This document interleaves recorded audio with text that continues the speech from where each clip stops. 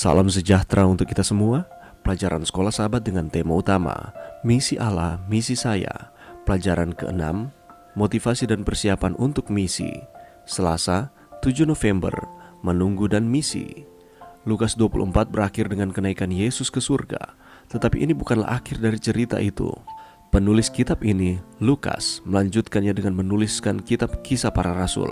Sesaat sebelum Yesus terangkat ke surga, dia memberikan murid-muridnya sebuah misi, janji dan petunjuk-petunjuk langsung untuk menunggu di Yerusalem, kekuasaan dari tempat tinggi.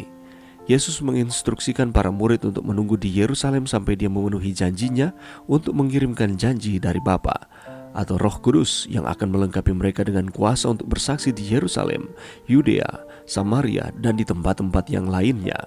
Bacalah Kisah Para Rasul 1 ayat 12-26. Apakah yang dilakukan para murid ini yang sekarang berjumlah 120 orang sementara mereka menunggu? Yesus telah memberikan sebuah misi yang jelas kepada murid-muridnya. Mereka harus menjadi saksi baginya kepada dunia. Jadi, sementara mereka menunggu, mereka mempersiapkan misi mereka dalam dua cara. Pertama, Lukas mengatakan bahwa mereka terus-menerus bersatu dalam doa dan permohonan. Tidak ada pertanyaan lagi dalam pikiran mereka tentang misi yang Yesus telah berikan kepada mereka, dan masing-masing mereka telah menerima misi itu. Hal ini mengilhami mereka untuk bersatu dalam doa.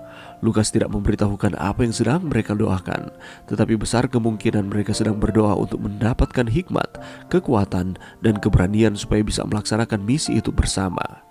Sungguh merupakan contoh yang baik bagi kita. Hal kedua yang mereka lakukan sementara mereka menunggu adalah mempersiapkan logistik untuk misi mereka. Yudas telah menyerahkan Yesus untuk dieksekusi dan kemudian dia bunuh diri. Hal ini mengakibatkan terjadi kekosongan di antara 12 murid.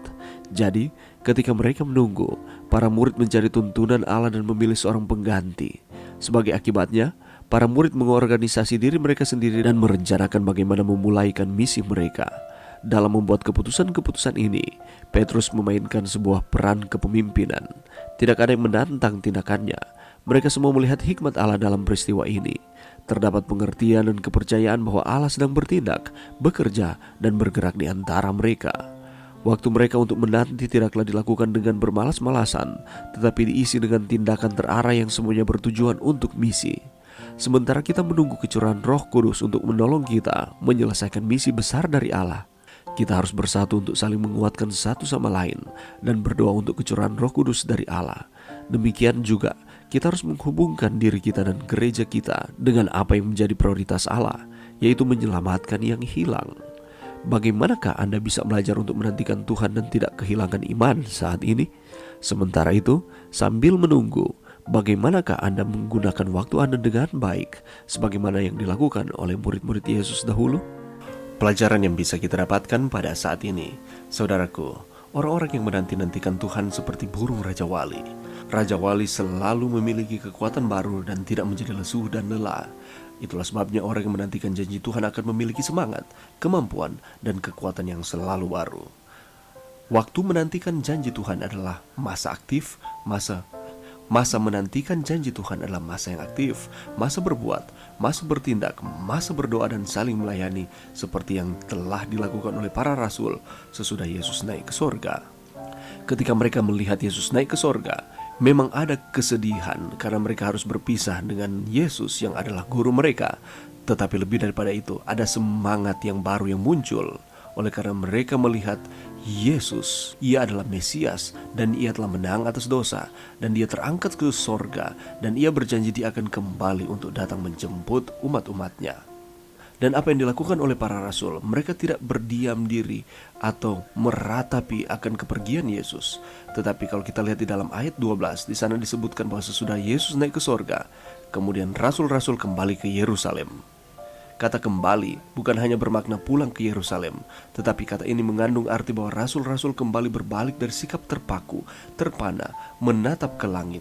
Ketika mereka berbalik, mereka mengalami perubahan sikap dan cara pandang. Dan mereka mengalami kesadaran bahwa mereka harus menghadapi realitas dunia ini, sama seperti dengan Yesus yang telah menaklukkan dunia ini. Kembalinya para rasul ke Yerusalem menjadi sebuah titik perubahan yang sangat penting. Para murid mengalami proses perubahan.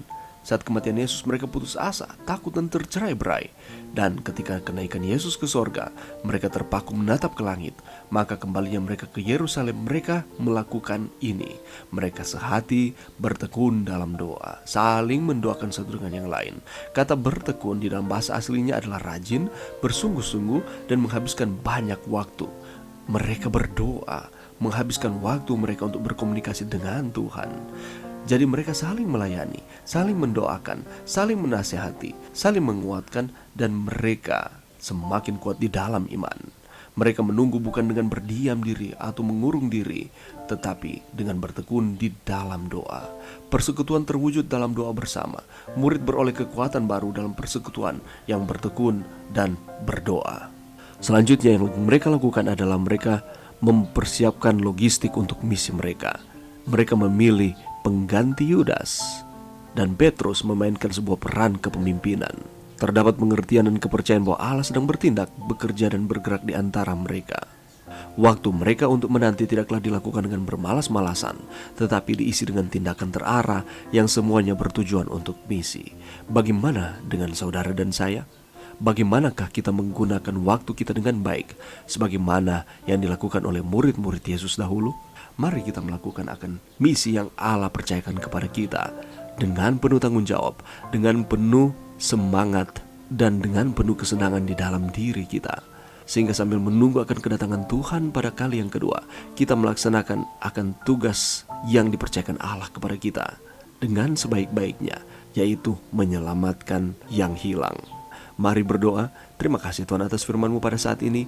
Bantu kami Tuhan untuk kami dapat dengan penuh kerajinan kami menjalankan akan misi yang Tuhan percayakan kepada kami. Kami mau bekerja untuk Tuhan. Ini doa kami Tuhan di dalam nama Yesus. Amin.